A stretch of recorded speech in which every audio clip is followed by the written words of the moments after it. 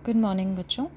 अब हमारा अगला टॉपिक है कि कैसे हमें दशमलव संख्याओं को परिमेय संख्याओं के रूप में लिखना। परिमेय संख्याएं हम सब जानते हैं, परिमेय संख्याएं p/q के रूप की होती हैं। तो मैंने यहाँ पर 2 दशमलव संख्याएं लिखी हैं।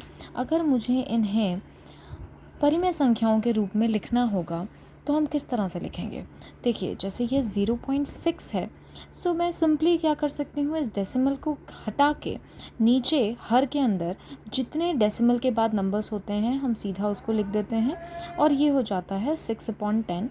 आप इसको कैंसिल करके इस तरह से लिख सकते हैं। तो हमारे पास में ये दशमलव प्रसार p/q के रूप में आ गया, जो कि एक परिमेय संख्या है। सेम इसी तरीके से हम यहाँ पे 0.5 के लिए कर सकते हैं। डेसिमल हटा के हम यहाँ पे नीचे 100 लिख सकते हैं और ये हो जाएगा हमारा 75/100। अगर आप इसे कैंसिल कर देते हैं तो अगर मैं इसको 25 के टेबल से सपोज कैंसिल कर देती हूँ तो ये हो जाएगा 3/4 और हमारा परिमेय संख्या जो है वो 3/4 आ जाएगी। तो ये तो हुए जो दशमलव प्रसार शांत थे उनके बारे में। लेकिन जो अशांत आवर्ती के केस वाले जो दशमलव प्रसार होते हैं उन्हें हम किस तरह से p/q के रूप में लिखेंगे, वो मेथड आपके लिए इस साल सीखना बहुत इम्पोर्टेंट है, जो हम आज अभी सीखेंगे। तो मैंने यहाँ पर वही नंबर्स लिए हैं, बस उनको थोड़ा सा चेंज कर दिया। आगे हमने इस तरह से दिखाया कि वो दशमलव प्रसार जो है वो शांत नहीं है, अशांत आवर्ती का केस है। देखिए, पहले वाला जो नंबर मैंने लिया है 0.6666 डॉट डॉट डॉट, ये दर्शाता है कि यह कभी रुकेगा नहीं, ये टर्मिनेटिंग नहीं है, नॉन टर्मिनेटिंग है, अशांत है।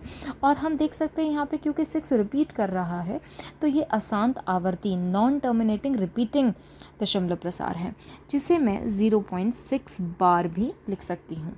हमने ये पिछले वीडियोस के अंदर सीखा था। अब अगर मुझे इसको p/q के रूप में लिखना है तो देखिए आप कि हम इसे किस तरह से लिखेंगे।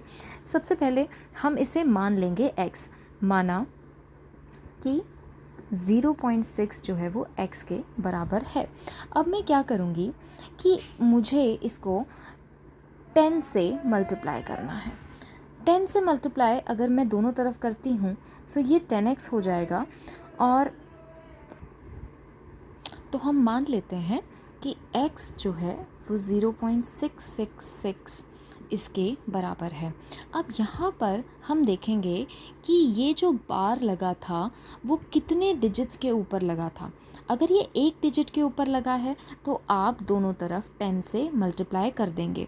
और जब आप 0.666 इसको जब हम 10 से मल्टीप्लाई करेंगे तो ये डेसिमल एक प्लेस हमारा राइट हैंड साइड की तरफ शिफ्ट हो जाएगा।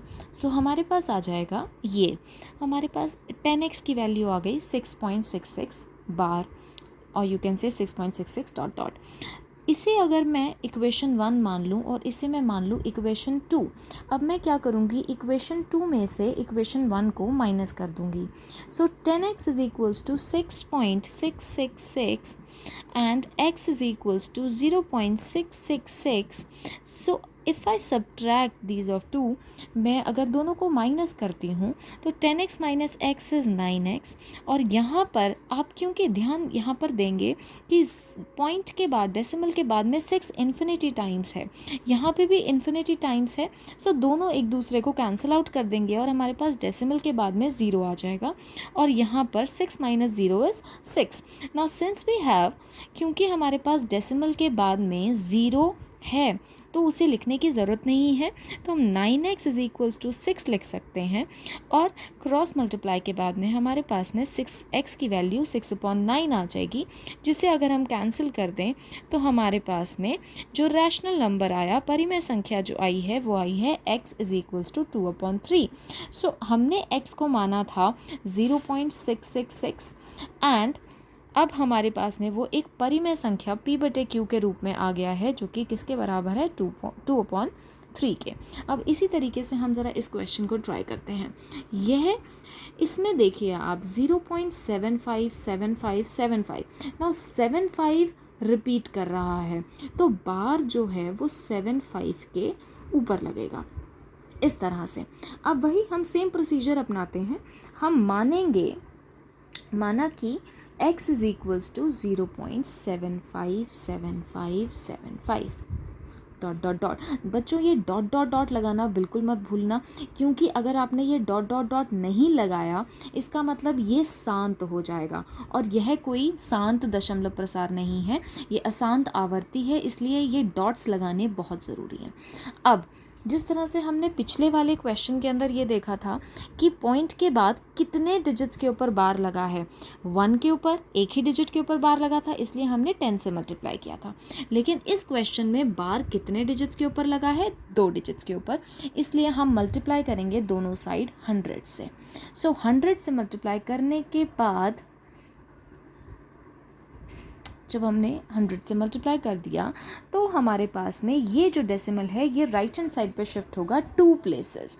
सो ये हमारा आ जाएगा 75.7575 एंड डॉट डॉट डॉट, और ये 100x के ही बराबर है।